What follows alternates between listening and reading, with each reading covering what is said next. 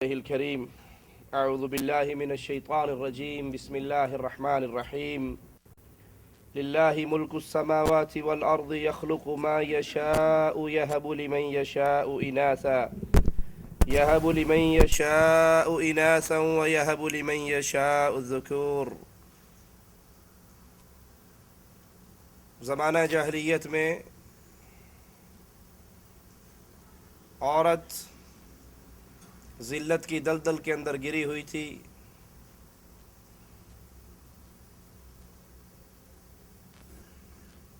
اس کی عزت، اس کی شان، اس کا مقام جتنا اسلام نے بلند کیا ہے اس سے پہلے اس کی مثال نہیں ملتی تھی. حالت یہاں تک پہنچی ہوئی کہ اگر کسی کے گھر میں بیٹی پیدا ہو جاتی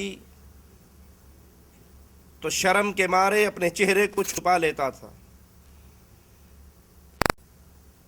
اپنی بیٹیوں کو زندہ درگور کر دیا کرتے تھے. ایک شخص آیا تھا امام الانبیاء، امام کائنات محمد کریم صلی اللہ علیہ وسلم کے پاس.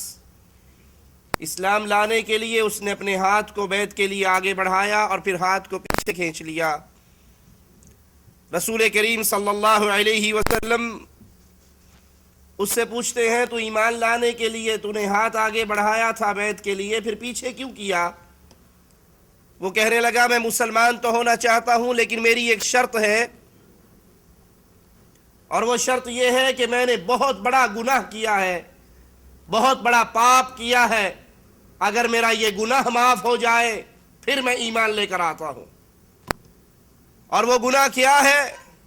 میں نے اپنی کئی بیٹیوں کو اپنے ہاتھ سے زندہ زمین میں دفن کر دیا. آخری بیٹی کا قصہ سناتا ہے. میں سفر پر تھا، میرے گھر بیٹی پیدا ہوئی. میری بیوی نے سوچا جیسے اس نے پہلی بچیوں کو مارا ہے اس کو بھی مار دے گا. اس نے اس بچی کو پڑوس میں کسی کے گھر بھجوا دیا. وہ آتی ہمارے گھر میں کھیلتی اور واپس چلی جاتی. یہاں تک کہ میرے دل میں اس کی محبت پیدا ہو گئی، وہ بڑی ہو گئی. اور جب اس نے مجھے اس کے ساتھ کھیلتے ہوئے محبت کرتے ہوئے دیکھا، اس نے سوچا کہ اب کچھ نہیں کرے گا. اس نے بتا دیا جس کے ساتھ وہ کھیلتا ہے اپنی بیٹی ہے، یہ تیرا اپنا لختے جگر ہے. کہا اسی دن سے میں نے یہ تہیہ کر لیا جیسے پہلیوں کو مارا ہے اس کو بھی. اس کے ساتھ کھیلتے کرتے ہوئے زمین میں گڑا کھودتا ہوں، اس کو اتارتا ہوں، پھر نارے نکالتا ہوں، پھر اتارتا ہوں. اسی ہے باب اس سے مذاق. اور میں اپنی بیٹی کا سائز پورا کر رہا تھا. اور آخری بار جب وہ اتنا تیار ہو گیا میں نے اس پہ مٹی ڈالنی شروع کی. اور جب بیٹی کو احساس ہوا کہ میرا جسم تو جکڑا گیا، یہ کسی اور ارادے سے ہے، وہ رونے لگ گئی، وہ معافی مانگنے لگ گئی، وہ بابا بابا کی صدائیں لگانے لگ گئی. وہ کہنے لگ گئی بابا میں تجھ سے کسی چیز کا سوال نہیں کروں گی، صرف زندگی کی بھیک مانگتی ہوں، وگرنہ قیامت کے دن میرا ہاتھ ہوگا اور تیرا گریبان ہوگا. لیکن اے اللہ کے نبی میرے دل پہ اثر نہ ہوا. میں اتنا پتھر دل کہ میں نے مٹی ڈالتے ہوئے اس کو بھی دفنا دیا اور اس کی چیخوں کو بھی دفنا دیا. وہ چیخیں آج بھی میرے پردہ سماج سے ٹکراتی ہیں. جب اس نے اپنا چہرہ اٹھایا، امام الانبیاء علیہ السلام کے مبارک چہرے کی طرف دیکھا تو آقا علیہ السلام کی آنکھوں سے آنسو گر رہے تھے. جہالت کی یہ بیماری، اہل شرک اور اہل کفر کے دور کا یہ مرض آج کلمہ پڑھ لینے کے باوجود ہمارے معاشرے کے اندر بہت عام ہے. کتنے ہی وہ لوگ ہیں جو اپنے بیوی کا الٹرا ساؤنڈ کرواتے ہیں، پتہ لگتا ہے اگر پیٹ میں بیٹی ہے تو اس کا ابارشن کروا دیتے ہیں، حمل ضائع کروا دیتے ہیں.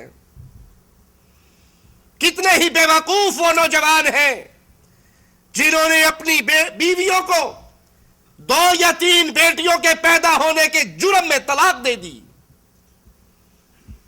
کتنے ہی وہ گھرانے اجڑ گئے جس گھر کے اجڑنے کا ایک سبب تیرے گھر میں بیوی نے بیٹی کیوں پیدا کی ہے.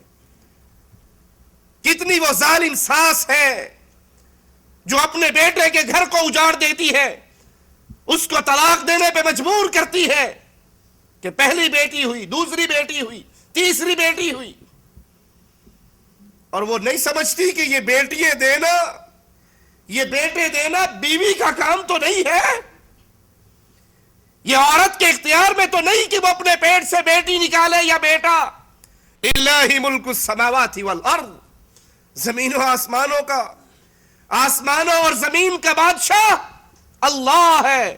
یہب لمن یشاء اناثا, جس کو اللہ چاہتا ہے بیٹی عطا کرتا ہے. وَيَهَبُ لِمَن يَشَاءُ الذُّكُورَ, جس کو چاہتا ہے بیٹے عطا کرتا ہے.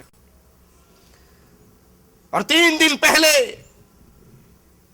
ہمارے معاشرے سے ایک ٹیلی فون مجھے آیا جس کو سننے کے بعد طبیعت بے چین ہو گئی اور مجبور ہو کر بیٹی کی عظمت کو بیان کرنے کی ہم نے ٹھان لی. فون پہ کہنے والے نے کہا ہمارے پڑوس میں ایک گھر میں لگاتار 6ٹھی بچی پیدا ہوئی. لڑکا نہیں تھا, بیٹا نہیں تھا, 5 بیٹیاں تھی اور اب 6ٹھی دفعہ بھی بیٹی ہی پیدا ہوئی. باپ اتنا پتھر دل, باپ اتنا ظالم, اس گندے معاشرے کے اندر گندی سوچیں اس کے دل و دماغ میں ایسی بسی ہوئی, اس نے پیدا ہوتے ہی جب پتہ لگا بیٹی ہے, اس پیدا ہونے والے پھول کا گلے کو دبا کر مار ڈالا.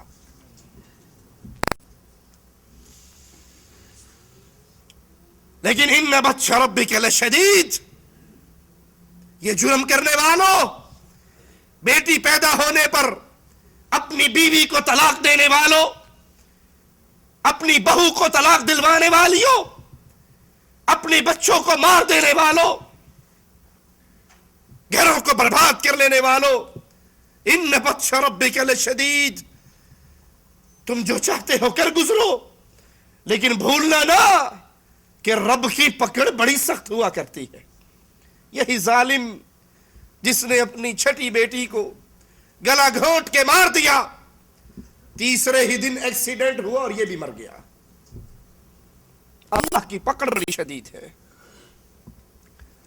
اللہ جب کسی کو پکڑنے پر آ جائے اس کو کون چھڑا سکتا ہے. آئیے ہم اللہ کے قرآن کی جو آیت پڑھی ہے اس پہ غور تو کریں.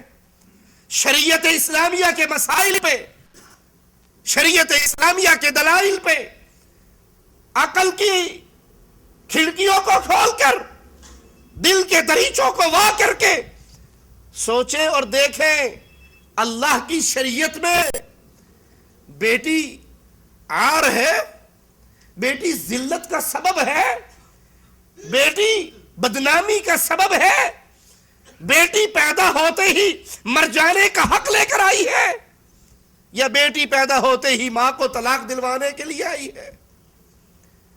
للہ ملک السماوات والارض, آسمانوں کی بادشاہت, زمین کی بادشاہت اللہ کے لیے ہے.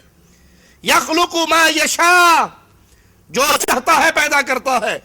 یہب لمن یشاء اناثا, اگر آپ کے دل میں یہ ہے بیٹا عزت والا, بیٹا پیدا ہونے پر خوشی اور بیٹی کے پیدا ہونے پر غم, اگر بیٹی اتنی ہی پیاری ہوتی, بیٹے کی شان اتنی ہی زیادہ ہوتی, آؤ قرآن کی آیت بول بول کر بیٹیوں کی عزت کو 4 چاند لگا رہی ہے.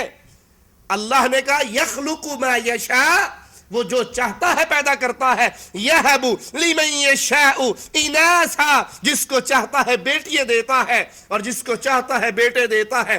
بیٹی اور بیٹے دینے کا شریعت میں, قرآن میں جب ذکر آیا تو اللہ نے پہلے لڑکیوں کا ذکر کیا ہے, لڑکوں کا ذکر بعد میں کیا ہے. پہلے نے بیٹی کی بات سنائی ہے. کیوں؟ تاکہ اہل جاہلیت کو پیغام مل جائے، جس چیز کو تم حقیر سمجھتے ہو، گھٹیا سمجھتے ہو، جو چیز تمہارے نزدیک گری پڑی ہے، آر کا سبب ہے، اللہ کے نزدیک ذکر کرنے میں وہ مقدم ہے. اللہ اس کا ذکر پہلے کرتا ہے. بیٹیوں کا ذکر پہلے ہے، بیٹوں کا ذکر بعد میں. علامہ ابن قیم رحمہ اللہ فرماتے ہیں میرے نزدیک اس کی حکمت یہ ہے کہ اللہ نے بیٹیوں کو مقدم کیا. ان کو اہل جاہلیت نے مؤخر کرتے تھے. گویا یہ بیان کرنا مقصود تھا کہ تمہاری طرف سے نظر انداز کی ہوئی یہ حقیر چیز اللہ کے نزدیک مقدم ہے. بیٹیوں کی پیدائش پہ منہ لٹکانے والوں، بیٹیوں کی پیدائش پہ افسردہ ہو جانے والوں، بیٹیوں کی پیدائش پہ اپنی بیوی کو مبارکباد نہ دینے والوں، بیٹیوں کی پیدائش پہ منہ چھپا کے گھر آنے والوں، یہ صفت مومنوں کی نہیں ہے، یہ صفت کافروں کی ہے. آئیے اللہ کی کتاب سے پوچھتے ہیں. وَإِذَا